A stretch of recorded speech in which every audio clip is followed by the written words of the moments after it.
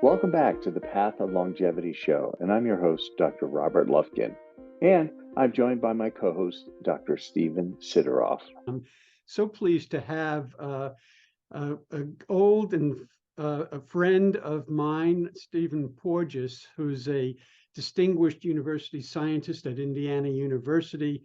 He's the founding director of the Traumatic Stress Research Consortium, and he's also a professor at the University of North Carolina.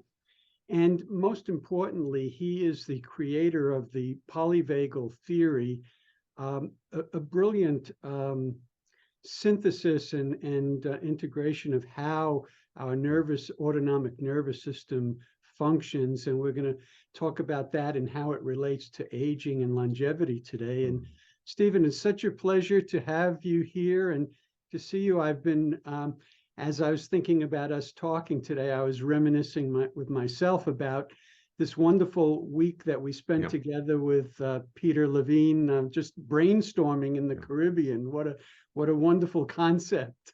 Yeah, well, it's a place and an experience of emergence. So that's how ideas flow when you feel the term I use, safe enough to be who you are.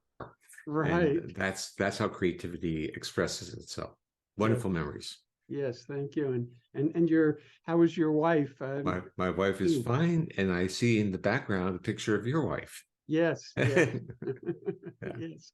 So again, welcome. And I'd like to start by having you, for this audience, just talk about the polyvagal theory and its evolutionary relevance to emotions. And well, we can even focus it on health, because health is focused on end organs. So it talks about the heart, the liver, the gut, and you go to different specialists when you have a manifestation of a problem. Polyvagal theory is really a theory about the neuroregulation of those organs, the neuroregulation of the autonomic nervous system. And it's something that's almost oblique to medicine. Medicine is very focused on organ damage, but not focused on organ regulation by the nervous system. So we can visualize or conceptualize the issue of an exercise, like we would look at muscles, or are we really about the neuroregulation of those muscles? So what is exercise? It's challenging those muscles, but more important, allowing recovery to occur after the challenge, so the muscles build us a more resilience. Well, the neuroregulation of our visceral organs also develops a degree of resilience. Now, the polyvagal theory basically emphasizes that our autonomic state, our autonomic organs, are really shifting when we are in different states. We actually have different autonomic states, and they're shifting in a very adaptive sequence. They have a certain, let's say, script or agenda. When we're safe, our nervous system supports homeostatic functions, so the autonomic nervous system does its growth, health, and restoration. And that, of course, will influence longevity. But when we're under challenges, we retract that neural homeostatic regulation, and we divert our resources for metabolic demands, like running or fleeing or fighting or working. So people talk about being under stress or being anxious. It really, they're saying their autonomic nervous system is mobilized, it's detected threat, and it's really it's diverting its resources. And finally, there's another neural circuit. It's a last resort. It's the despair. It's hopelessness. It's really a nervous system in withdrawal and severe, let's use it metaphorically, depression. And that is where our bodies literally stop functioning and we pass out, or we reduce our metabolic activity and we lose all source of energy. The interesting part is the three levels or three states that I've mentioned: a safe, calm, socially engaging, spontaneously friendly, co-regulatory, think of the mother and the infant state, enables all that homeostatic function to work. But that is a uniquely newer mammalian circuit in our own evolutionary heritage. Underneath it are more, quote, primitive, that means that it evolved earlier and shared with virtually all other vertebrates, is this fight-flight sympathetic mobilization system. So the calming is this newer, what I call a ventral vagal circuit, and then below it is this sympathetic fight-flight. But underneath that is the oldest portion of your autonomic nervous system. It's also vagal. It comes from the back end of the brainstem, the dorsal vagus. And basically, it shuts us down. And if we didn't need much oxygen, it's a great defense mechanism. But what are mammals? Mammals are oxygen-hungry organisms. So they can't shut down. They need to bring air in. So polyvagal theory basically identifies those three structures, three circuits, and then explains that they're triggered by reflexes within the nervous system that are called neuroception, nervous system detection of safety, threat, or life threat, safety, danger, or life threat. And you get this circuit, you get this massive reaction. And we all know that we get a trigger of hypervigilance, look around when a loud noise or thunder. That's moving, that's neuroception. But we also know that a baby who's crying, whose mother engages and uses a prosodic voice, stops crying. That's neuroception of safety. Because mammals, unlike their reptilian ancestors, have the capacity of having a neuroception of safety. So they can turn off their defenses. And what does that enable? On a social level, it enables attachment, co-regulation, trust. But on a physiological level, it facilitates health, growth, and restoration. So Yeah. basically, that's the nutshell. I'm sorry to elaborate so much on it. Well, your elaboration of this concept has really created a revolution in a lot of therapy programs, particularly around trauma, in which the most primitive mechanism is engaged. Does that deeper level of sometimes referred to as the freeze response, is that only engaged with people in trauma, or is it found in all of us? I mean, this is actually manifesting. Yeah, well, here's the interesting thing. In my search to try to figure this all out, I made certain guesses, and then recently I went back and now that we have computer searches in terms of science, we can literally see that our hand searches that were done in the 90s are still valid, or did I miss some things? Well, I inferred exactly what's there, but I missed some studies from the late 1970s.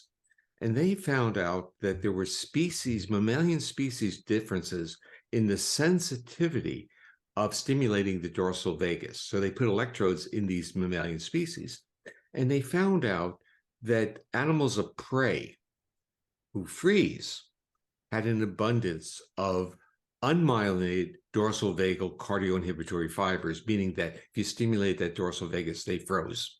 So that mechanism was there is prevalent in certain species like rats, rabbits, guinea pigs. However, species of prey like dogs and cats, you stick the electrode in, no slowing of the heart rate, no freezing, but it affects blood pressure, and of course it will affect the gut. So they're literally protected from shutting down. Now, when we go into the human, and this is really what your real question is about, we find out that the kids who die of sudden infant death syndrome have fewer of these ventral myelinated vagal fibers. And we find out that preterm babies have prevalence of bradycardia, in a sense like they go into freeze. So they don't have that newer mammalian protective ventral vagal system. They have tachycardia, and then from there, they just go into this shutting down. And for babies, it's potentially lethal. And that was really the motivation of the theory, because I called that the vagal paradox. How could the vagus both protect you and calm you and serve your health, growth, and restoration? Yet, when going into this slowing of heart rate, this dorsal vagal response, how could it kill you? And the answer was very simple. There were two different vagal circuits. It was one wire with it was a conduit with different wires in it, and they had different functions. Now, the real serious question for humans is, are we predators or prey species? And the other question about that is, what have we done in the developmental process that would facilitate one or the other? And so we know that traumatic history affects this vagal regulation of the ventral vagus.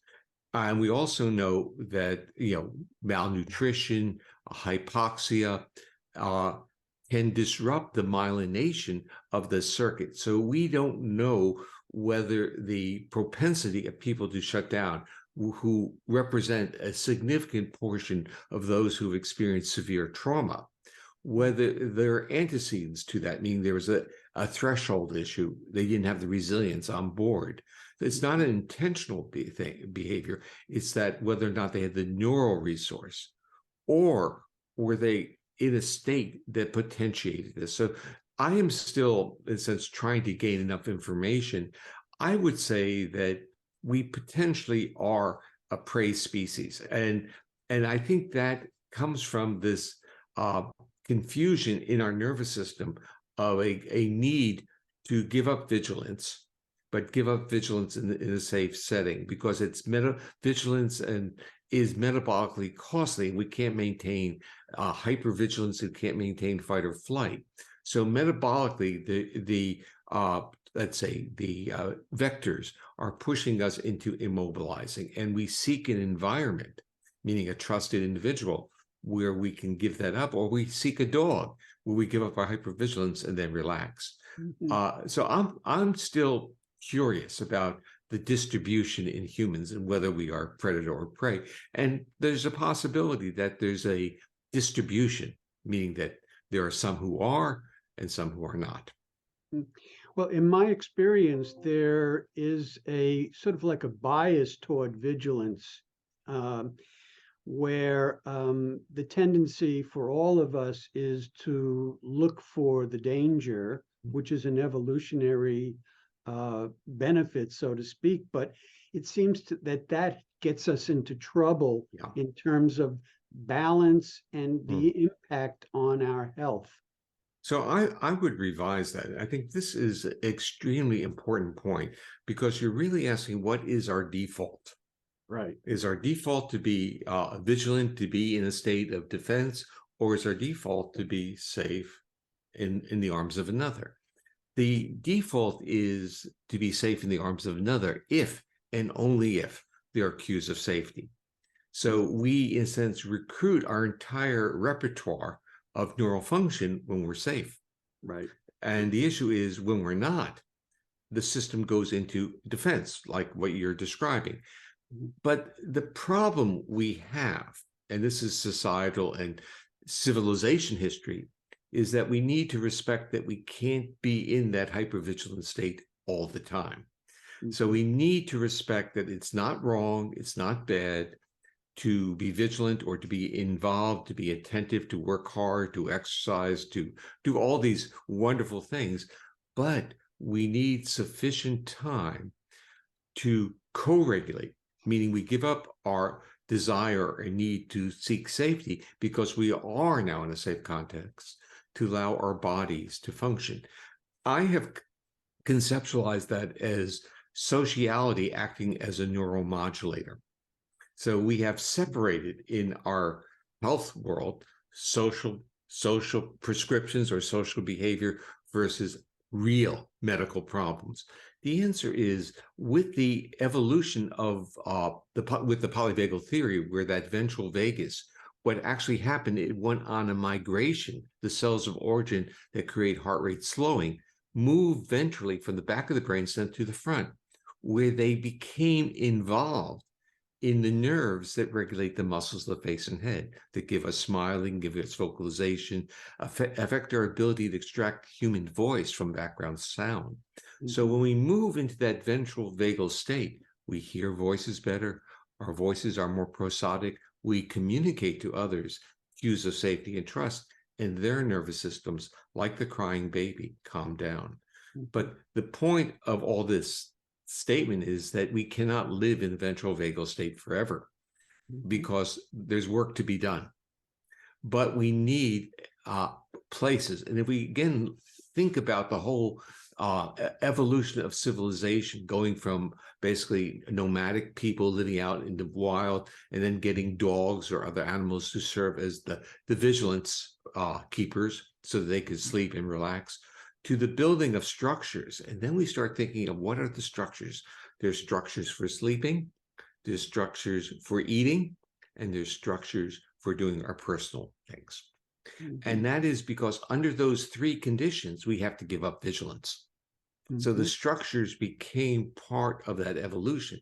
Then we start looking at what has society done with that, let's say, intuitive knowledge. It said, oh, if you're wealthy enough, you can have those structures and be safe. But if you don't have the financial resources, that's tough luck. Your nervous systems are now vulnerable to all these cues of threat. And if you flip this into a longevity model, where what groups of people are really suffering from limited, or let's say shortened longevity. Mm-hmm. Yeah. So, and based on that, we're talking about sort of like the requirement for these systems to be in a place of balance. Yeah. But given how our world is working right now, where you have all these different levels of stress, including the pandemic, including wars and underlying issues, what's your experience of how well we're able to keep those in balance and in the concept? I'll tell you, Steve, all I keep thinking about, we're survivors. We've been here a while. I'm talking about you and me, and I'm talking about everyone. And it's like, from my perspective, I think patience is the most important thing I've gained over the years. And as opposed to this anxiety about the immediacy, because we see the problem, you see the problem, I see the problem, and we want to do something. But there's a realization that the harder you push, the more difficult it becomes. And this is, again, I would say very polyvagal, because as you push, you're sending cues to others who are, in a sense, vested in their strategies to be defensive. And you don't convince people of your position if they are in a state of defense. Their physiology is not accepting. The real point is that feelings of physiological safety are really meaning our bodies are calm. And the emergent property of that is to trust others and to engage. And that's reciprocal, and that builds. So the issue is the world's messed up because the metaphor that I tend to use is just like the movies, the Matrix movies. The Matrix, they're in part right, but let's be honest about what the Matrix is. It's threat cues. We're being bombarded with threat cues, which interferes with us feeling safe enough to be nice enough, to be benevolent enough, to be compassionate enough, and to be healthy enough, because our bodies are triggered, if not tricked, into locking into states of threat. Mm-hmm. Yeah. So give us your perspective on the consequences physiologically and with regard to the functioning of the body when this ability to self-regulate gets distorted. Well, let's shift our priorities and from self-regulate to co-regulate. Okay. And the issue in that statement is that we tend to think that self-regulation is the goal in life and that it is an intentional behavior, when in reality, our developmental sequence is that we thrive with co-regulation, and the consequence of co-regulation is the ability to self-regulate. But what does self-regulate mean from a co-regulation to self-regulation? It means that we now have developed top-down images of co-regulation that we use to self-regulate. So the underlying message was that we were safe with someone and we were able to make others feel safe. And that became, in a sense, the visualization that we use when we're challenged. So the part of it, we're in a world that doesn't understand that the true value is not in resources or money. The true value, I'm going to basically, it's a term I'm now using. The true value is in being accessible to others. Mm-hmm. And what does that mean? It means that we send cues of engagement, cues that others can trust us. And when their bodies become accessible through our voice, through our face, through our gestures, mm-hmm. they reciprocate. And now we benefit from what they are doing to us. If you have pets, you're doing that all the time. When you have a child in a good family understands that a safe child, a child who trusts his parents, is a child that will innately have greater flexibility in the challenging world. We have been brainwashed into believing that certain learning strategies, tough learning or tough, whatever they want, tough love, will retune us to deal with the true challenges of life. Instead, they retune us to have low thresholds of trust in others. Very well put. Very well put. I like to refer to this in terms of self-fulfilling prophecies. So like when I'm talking with clients, I will let them know that if they go into a social gathering or a business gathering and they are expecting to be judged, they're concerned about negative consequences of the interactions, that in fact they walk in and the tone of their voice and their facial expressions are going to cause an effect in how they are perceived, experienced by others, which will actually result in that self-fulfilling prophecy. Can you explain the mechanism? Well, the mechanism is, I mean, you explained it and described it beautifully, that our nervous system responds to certain cues reflexively. And there's a reason why it's reflexive. That's how the species survived. It was able to cue others of conspecifics of our own species that we were safe enough to come close to. And what that led to was cooperation, friendships, trust, division of resources and responsibilities. So everyone in our world or any other person was not a threat after we got these cues. So it was able to turn off our defenses. And there's obviously the health benefits, but there's also the societal cooperation. And there's a biological evolutionary biologist, Theodoros Dobzhinsky, who basically gives us an argument that goes against the survival of the fittest as being the strongest and most aggressive, in saying that at times the gentlest are the fittest. And I think we need to really take that to heart in this very, in a world that says acquisition and power are success.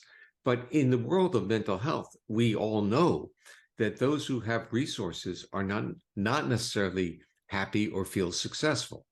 And that gives us a real interesting insight into the fact that resources or the acquisition of resources or stuff is not what our nervous system wants. Our nervous system really requests and screams for trusting relationships. But back to your scenario, the intonation of voice, if we go back to the mother and the crying baby, the prosodic, the intonation of the maternal voice triggers physiological responses. We published a study this past year using what's called the still face paradigm. It was developed by Traumatic. It's where the mother is interacting with the baby. It's a 6 to 9 month old baby interacting, and then she freezes her face. No smile, nothing. But even if I did that to you, within a few seconds, you start feeling, what's going on here? Is he with me? Did I do something wrong? And that's how the baby feels. The baby starts to reach out to sense comfort, and then the baby loses it, off going into tantrum. Now, what happens after those 2 minutes, those very long 2 minutes, is that the mother then re-engages and uses a voice and tries to re-invite the child to calm down. Now, if you look at the prosodic features with an analysis of the vocalizations, there's a degree or a range of how prosodic the maternal voices are, but it ends up being a linear regression. The more prosodic the mother's voice is, the more the baby's heart rate slows after the disruption, the more disruptive behaviors are diminished. So in a pre-verbal infant, that infant is responding not to the words, but to the intonation. Now, if you have dogs or cats or horses, you know the same thing. You're doing the same thing. Yet we are a culture that is so vested in language, the word itself, and not how the words are delivered. So back to your scenario, the way we deliver the words have great impact on the people who are there. So we're going to distinguish between hearing versus listening. When the words are prosodic, we are really recruiting nerves that regulate our face and actually retract the muscles, tense the muscles in the middle ear, where there are little bones. And what that does is it tightens the eardrum like it's a tympanic membrane, but it's like a timpani drum. And now low frequency predator sounds bounce off the ear and human voice comes in. So often, if you're giving the cues that aren't really safe cues to another, they're not even able to extract what you're saying. They're responding to the fact that you're talking, but they're not pulling the words in. Now, we all remember this when we were younger and we'd go into bars and talk to people and we could hear every word. But now, when we go into those same places, we have difficulty hearing human voice. And that's giving us the age-related changes in the flexibility of those middle ear muscles in extracting cues of safety. Because when you were in the bar and you were engaging someone, all the background sounds functionally disappeared and you were now engaged with the person.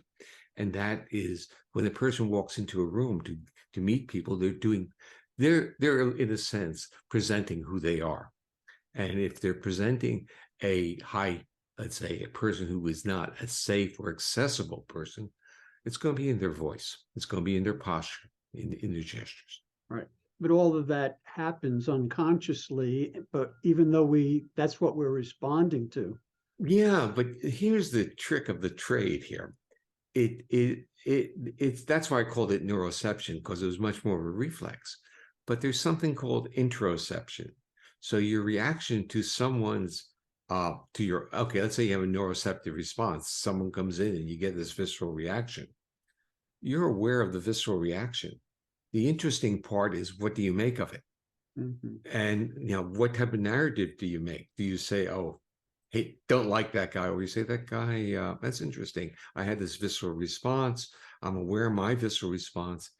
Is there something going on in that guy's day? Is that person, is it a bad day? Is he anxious? Rather than taking it personally, and this is how we tend to do, we tend to get that visceral response, and I use the term ride that pony. We get that visceral response, it mobilizes us, and now we are justified in reacting negatively to that person. Yeah. And if we just kind of like sat still and used our body as this wonderful detector and explored it with a sense of enthusiasm and curiosity, we would say, wow, that's really interesting. And this addresses how we jump to conclusions and interpretations, making assumptions where we're better off in these kinds of circumstances to sit back and say, let me wait to see what's going to happen rather than jumping to conclusions based on wrong stimuli. Absolutely, yeah. It's the narratives that get us into trouble. Right. And I do this, I said, stop. But listen, we live in a world and we're very conditioned to respond to patterns. And that's part of things that happen with development and aging. We get locked into our response to certain patterns. And in the trauma world, we call that triggers. They become triggers. And triggers are hard to just stop and say, wow, that triggered me. Isn't that interesting? As opposed to, I'm triggered, I got to get that stuff out of my world real quickly. I so agree with what you're saying right now. I want to get into that, but before I do, can you share how you explain how the dysregulation, let's call it, because we're going too much into danger and not enough into safety, has an impact on chronic illness, for example? Yeah.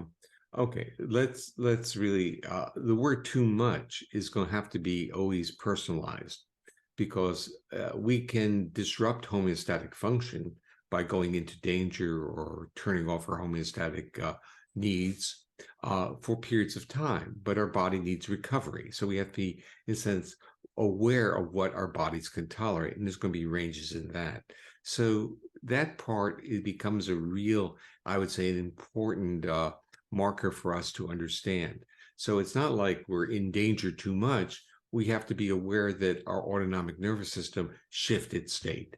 So we might just have a bad day and feel bad, and we feel it viscerally, and we don't want to see people, but we have to see people, or we have to get this grant in, or deadline, or paper. It's always going to be something. And our body just doesn't have that time to relax. And we need to structure relaxation. We really need to know what our bodies need, which is not necessarily to drink alcohol, which is going to just dumb those feedback loops. But in a sense, in environments where the demands don't exist. And I think there's been danger during the pandemic because we gave up vacations. It's not even in my worldview anymore. Vacation doesn't exist. And that's only a 3-year period. So the notion of we work hard and we play hard is almost messed up, because so many people work hard, don't play at all, and now they're working hard at home and it's remote. So they have access to laptops and work all the time. So their nervous system doesn't have this neural predictability of giving up threat cues. Mm-hmm. So our nervous system really thrives on expectancies. So we can expect work hard, but if we expect relaxation, social engagement, like going out to eat is really the interesting neural exercise, because it's not only totally social, but it's ingestive while being social. And the nerves for ingestion are the same nerves we use for sociality. So we love to eat because it stimulates the same thing when we're in a social setting. And if we are stimulated by the social environment, we tend to eat less. So we aren't using the food as a state regulator. We're using the nourishment of sociality. So the part that we need to learn is that the world has these threat cues. That's part of life. But we need to really structure times and contexts where we can be safe. And whether it's in our own home or with some friends, and even the notion of rituals. So like religions and different groups always had rituals or cultures, and the rituals were really an expectancy of something that was predictable. So it took away the uncertainties, and uncertainty to our nervous system can be threat unless the uncertainty is structured within a safe environment. And when it's structured in a safe environment, it's an amusement park. So we love that. We love the unexpected, but we know we're not going to get hurt. But the unexpected in a part of town that you're not familiar with is very challenging to your nervous system. Yeah. And so again, can you share how not going into the recovery mode, the safety triggered by safety, how that leads to the dysregulation and chronic illness? Okay, so we're going to first talk about the mechanism. If you don't go into that safe mode, what happens? Then we're going to talk about what is chronic illness. Let's kind of separate those two. Okay. So if we don't go into the safe state, the feedback loops of the nervous system regulating those organs doesn't have a chance to do its servicing, because it's been getting signals. Don't service the organs because we need the organs to support our defenses, mobilization, metabolically costly events.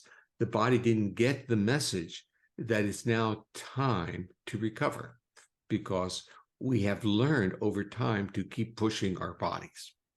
And in a sense, not listening to the feedback. So people talk about listening to your body. And then we go into the world of trauma, and we realize that people who have experienced severe trauma, they don't even feel their body. Their bodies are numb. So we start putting this all together and realizing that turning off the feedback loops of the system is synonymous with, or numbness is synonymous with, turning off the feedback loops. I don't feel my body. Now my body is totally a slave to me, as opposed to driving me.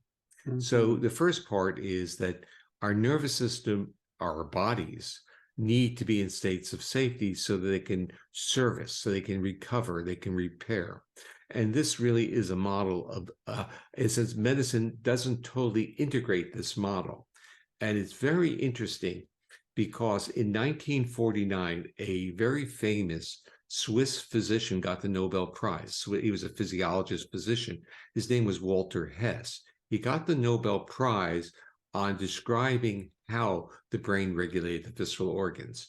Now I'm going to ask anyone who listens to our dialogue here to ask their physician if they learned anything about the brain regulating the organs, or let's say, I would say their physician, their internist or their cardiologist or their gastroenterologist, about how the nervous system impacts on the organ of specialty that they're doing. And they will tell you they don't know very much about it. And the reason is they weren't taught anything about it. It's not in the medical school curriculum. It's just not there. So neuroregulation of organs isn't there.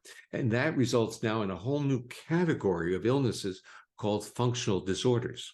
Mm-hmm. And what that is really saying, we can't measure in the end organ the disease, but the organ is not, you're having symptoms in that organ. Now, what a polyvagal theory model would say is that first you disrupt the neural organization or neural regulation of the organ, and then the organ, without the feedback loops working, will develop organ disease. It's that sequence. But if it's in the level of functional, it means it's neural. And the intervention, again, from a polyvagal informed strategy, is can you port cues of safety into that nervous system to move it out of this chronic state of defense, which operationally is disrupting the homeostatic functions. So we can see literally the progression of illness as the metaphor of that progression is the duration of disruption of homeostatic function, or the disconnecting of the brain from the brain regulation of the visceral organ. You're separating the two. So even in a sense, these mind-body or brain-body orientations at least acknowledge that the nervous system is involved in our visceral experiences. Yeah, and this is such a common experience in people visiting their physician because they have these symptoms, very upsetting symptoms, and the diagnostics do not find what the problem is. They don't find what's wrong. And of course, what you're sharing with us is the reason and where the problem stems from. Yeah. So I developed a new metric. I developed it in 1990s, but I resurrected it recently. It's called vagal efficiency, and it looks at the relationship, the dynamic relationship of respiratory sinus arrhythmia, which is the index of the ventral vagus, on heart rate. So it's really saying, I have this vagal brake. How efficient is it? When I turn it off, does the heart rate go up? When I put it back, does it go down? Basically, it's measuring dynamic resilience of that system. And when you look at any individual who carries, or let's say in general, individuals who carry these diffuse diagnoses like dysautonomia, their vagal efficiency is very, very poor, meaning that the systems are no longer tightly linked, meaning that the neural regulation of the end organ, even though my brain thinks it's manipulating vagal tone, I'm not getting any change in heart rate from it. So it's not helping me move. Now, we found out that people who have abuse histories, not PTSD, but just, let's say, maltreatment, college students, their vagal efficiency is noticeably lower than controls without that. And we noticed that individuals who suffer from a disorder, one was cyclic vomiting disorder, which is a GI problem. Those kids were noticeably different than the controls. It says extremely poor vagal efficiency. And the same thing was found in a sample of individuals with Ehlers-Danlos syndrome, which is hypermobility. And interestingly, the gastroenterologist I'm working with, she was doing a study using actually vagal nerve stimulation, and I wanted her to tell me who her clients were. What did she know about the people in her clinic? That they all had gut pain, but I wanted to know more. What comorbidities? And in her clinic, of the adolescents who had gut problems, 51% had Ehlers-Danlos syndrome, which I thought was a rare syndrome until I saw that. So the bottom line is that these, and with Ehlers-Danlos, we're literally able, from that sample, we could tell who was Ehlers-Danlos just by looking at vagal efficiency. So the system is disrupted. Now, when we get into the notion of chronic health and chronic illness, it becomes, the issue is when people get an injury or get a disease, and that's the issue now. Chronic illness now has to be differentiated from acute. And this also becomes an issue within medicine because the treatment for acute tends to bleed over into the treatment for chronic. Now, let's even talk about long COVID or COVID. COVID is a true threat to the nervous system. It's a pathogen. But long COVID is the symptoms of having COVID persist even though there's no pathogen. Chronic pain is a similar parallel. The injury has healed, but the body didn't get the message that the injury is healed. And the same thing with long COVID. So what happened is that under these challenges to the health of the individual, the nervous system moved into a state of threat in terms of pain. It's sympathetic excitation, body tenses up, and pain is a signal of threat. No ambiguity to that. And with an illness, with a virus, with a pathogen, you have inflammation, you have fever, you have a whole array of bodily reactions, of threat reactions.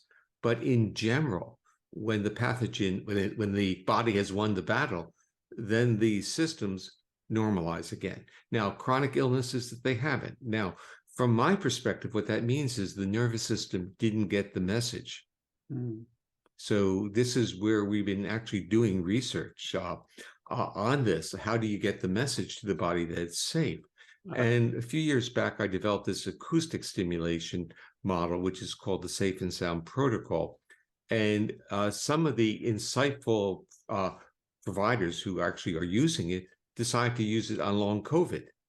And it's really quite amazing. And what the intervention truly is the manipulation of acoustic features. It's basically taking vocal music and amplifying the prosodic features of that vocal music, like a mother would calm her baby. So in a sense, the nervous system hears these cues and the nervous system becomes accessible. And so are you saying it modulates in that way the autonomic well, it is, if we take the mother's voice and say, what does it do to the child picks up the intonation of the signals, and the baby going from this goes to accessibility, calmness. Now, if we talk about our dogs or cats or horses, it's the same thing. Our intonation of our voice is cueing their nervous systems that we are safe to approach. And so in a sense, our bodies can trust another body. And so when that cue gets in, the autonomic nervous system shifts from defense state to accessible. So let me just check in with you on this, because I'm wondering if, based on what you're saying, a person can develop their own personal tone that they express that can help them in that process of regulation. Can I like go, that's helpful, but that's different. Okay, this goes back to like what Peter Levine does with the VU or woo, and that is that's also stimulating the ventral vagal circuit. But this is cues of safety and not producing safety, not producing it's listening. It's the nervous system becoming accessible because it's heard cues. Now, it's the modulation. It's not the tone itself. It's the modulation of it that our nervous system feels or interprets as inviting, accessible. Yeah. So one of the things that I talk about in my own work is how we adapt to our childhood environment. And if it's not a completely safe environment, we sort of learn about danger, and then that sets us up as adults, again, to expect. You talked about neuroception, which is, I believe, just under the level of awareness that our nervous system is tuning into the environment, but it could be sensitized by our lessons of childhood. How do we break that pattern in which before we know it, our body is responding to danger, even when there may not be any danger? So here's the paradox. If you come from that history that you're describing, cues of safety have already now become cues of threat, because they have moved from cues of accessibility to cues of vulnerability. So the body says, I'm not going there. And we've watched this with the intervention with people with severe trauma. And that is, initially, the body can't reject it. So the body goes like this. But then you have the interoception. The body feels this, and now we perceive that. And what happens is that's a trigger in itself. The body feeling vulnerable, and the person gets anxious and moves, basically gets out of there, won't tolerate the intervention. I'll give you an example. We were using the intervention, or I should say, a provider was using it in Poland with Ukrainian refugees. And the mother came in, and she put the headset on and listened to the prosodic music. She lasted 42 seconds before her body says, got to get out of there. Well, she came out of a war zone.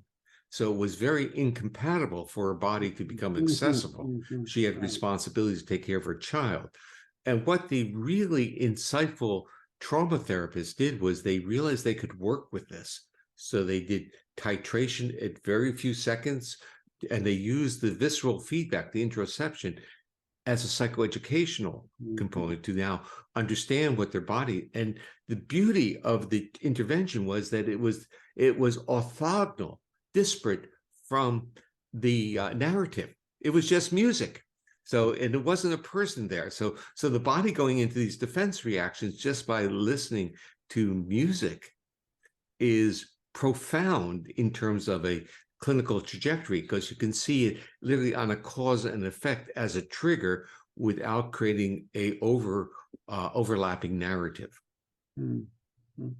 So in terms of how we sort of break out of, if we're in a pattern where we're more reactive to danger, where we're spending more time in fight or flight, either because of childhood lessons and expectations, or because of what's going on in the world today, or our personal lives that have a lot of different stresses. What would you advise our audience as some of the first steps to help in this regulation? This is, I mean, you're asking the big question, and the big question is, I would say, don't try this at home. You need a professional person with whom you trust. So the issue on that is, you need, everything that we're discussing is about how do you give up your defenses? How do you give up your hypervigilance? And you can't do that on your own. You need a context set up for you, because you literally have to give your trust to someone to make sure to get into that co-regulatory state. So the part of this is that the first part of it is an awareness of what's going on inside you. And we can all do that on our own. We can say, whoa, my body shifted state. Now, the real question is, can we interrupt those reflexes? Can we diffuse them? So can we get out of the narratives? We know we're going into narratives when we get that, but can we get out of that? And that's where I would say insightful therapists, trustworthy insightful therapists, can literally titrate people by allowing them to be, quote, triggered, but not triggered a lot. So they get the physiological reaction and move the sense of the physiological reaction from the complex narrative. So if you can pull those apart, you can now, I believe, progress. And this is what we're learning. So a lot of the music was an intervention, but was never designed to be an intervention unto itself. It was designed to be, quote, a state shifter, to move the state of the individual, to make them more accessible to the work, to the therapy. And there's been interesting buy-in from somatic-oriented therapists, because it works real well in their modalities, because they focus on what's happening in the body. So they build on the psychoeducational platform of being able to shift those physiological states. Right. So yes, there is that challenge to have a person let go of that hypervigilance. If we go back to my example of a person going into a meeting, a social situation, one of the things that I coach a person like that is I, first of all, explain how they influence the people inside by their voice and their facial expressions. So I coach them to take a moment before they go in to take a few breaths and to get into a calmer state and to change as best as they can their mindset Yeah. of expectation to help them go in and express themselves a little bit differently. And then I'll do some dress rehearsals to help them prepare for it. And so the goal is for them to come in and give different signals to the people that they come in contact with.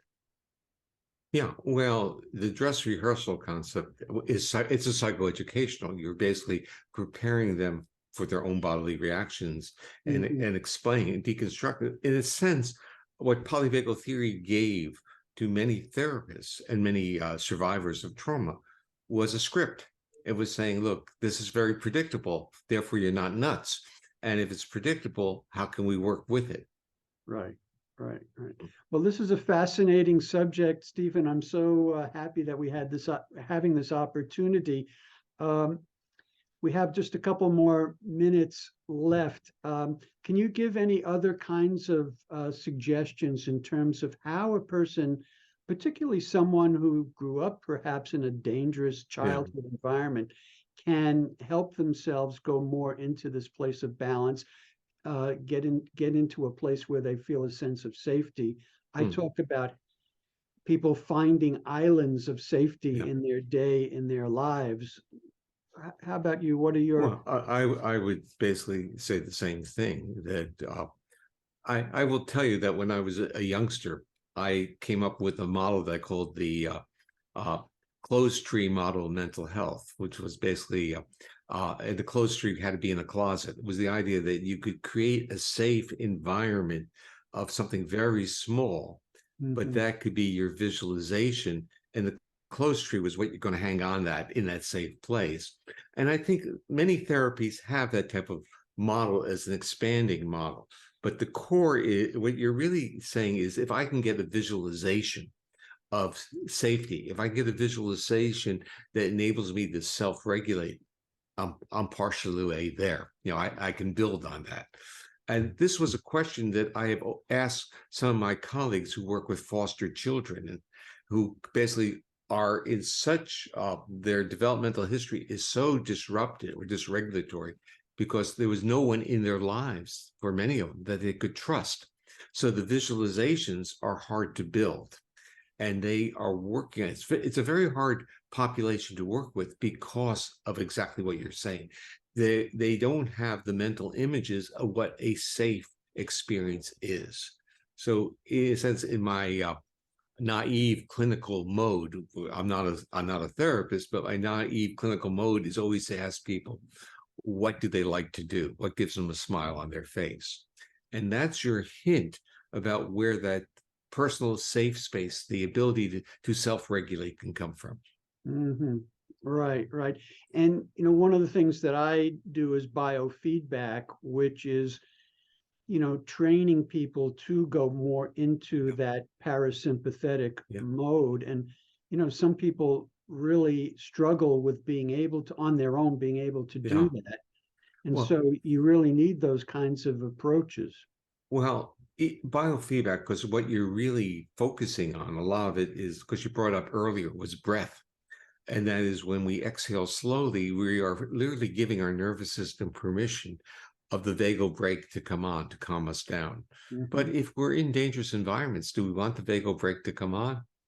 The vagal brake is literally our enemy because it gets in the way of recruiting our metabolic resources, our energy to fight. So the efficient way of being in a dangerous environment is to get that system out of there. So we have permission to defend ourselves. So it's not just, it's hard for people. It's that their nervous system doesn't want to be calm, even though they may be coming in for therapy. There's part of them that is literally wedded to the state that they're in. It's predictable, and it has succeeded in keeping them alive. And the nervous system basically has this, excuse this term, moral belief system that their survival is everything. Mm-hmm. Right. And so a very simple approach would be, number one, find some way of getting into a place, state in which you feel safe. Yeah. And then engage in some of this very slow exhale breath Yeah. that will help you move more into that parasympathetic mode to help you in this process of balance. And build on that is that when you go into that mode, use the interoceptive skill set where you now describe those feelings and expand on that, because a lot of people are pretty numb to their own bodies. And again, for a person like me, that's always been a shock. But you start realizing that a lot of people just don't have those feelings. And I wrote a paper, which I will share with you and with the summit registrars or participants. It's called Polyvagal Theory, A Science of Safety. And the whole goal of that paper was to move feelings of safety into an objective, concrete level, that it couldn't be dismissed, because we tend to say, oh, that's your feelings, and it doesn't have any validity. But what I tried to say in the paper is that when we have feelings of safety, feelings of safety are a natural derivative of our autonomic nervous system being a state that supports homeostasis. Mm-hmm. And feelings of fear are really derivative of our autonomic nervous system disrupting homeostasis. So in states of fear, we don't heal and we don't recover. Right, right. And however one wants to approach this, it's a process. It's a developmental process. You can't just automatically find it. But any effort, I say, any effort that you take that moves you in that direction, you build on that. You're mentioning a couple of very important things. Effort is basically, it's intentionality. It's something I want to do. Right. And the other point is that it's not a prosthesis. We're not replacing. We are exercising, we're recruiting. And the whole notion of even like vagal nerve stimulation is really sold more as a prosthesis versus biofeedback, which is a neural exercise. Right. So neural exercises are ways that our nervous system learns to be more resilient and more flexible. And we don't need the stimulation on all the time. The system now has that capacity. And this is the whole theme of our discussion, and that is to enhance the nervous system's ability to regulate and heal itself. And that when that nervous system is disrupted to deal with challenges, which are valid challenges often of threat, it needs time to recover and go back into its healing mode. And it can only do that efficiently if it absorbs or receives the appropriate template of cues of safety. Right. Well, that's a great way of summarizing, which I appreciate. And it also gives the audience a direction and some things that they could be thinking about in terms of this whole important area, which I think is at the heart of aging and longevity, because how your nervous system functions really is so important to inflammation and immune system functioning. Now, one final comment on that is that, in a sense, aging is a disruption of our fluidity of recovering into homeostasis. So the issue is, with aging, there's actually a less of a flexibility of the system. But as we age, we have to be appreciative of that. And then what that realizes that we may need more time to recover. Mm-hmm. Right. Right. Well, Stephen, again, thank you so much for joining us on our summit. I really appreciate it. And thank you for the article that you will provide and any other materials, which will certainly be helpful in this process for our audience. Thank you. Well, thank you, Steve. It's nice to see you again. It's been a long time, and I hope to see you face to face again. Right. Right. Take care. Take care. Bye-bye. Bye-bye. This is for general information and educational purposes only, and it's not intended to constitute or substitute for medical advice or counseling. The practice of medicine or the provision of healthcare, or diagnosis or treatment, or the creation of a physician patient, or clinical relationship. The use of this information is at their own user's risk. If you find this to be on the value, please hit that like button to subscribe to support the work that we do on this channel. And we take your suggestions and advice very seriously, so please let us know what you'd like to see on this channel. Thanks for watching, and we hope to see you next time.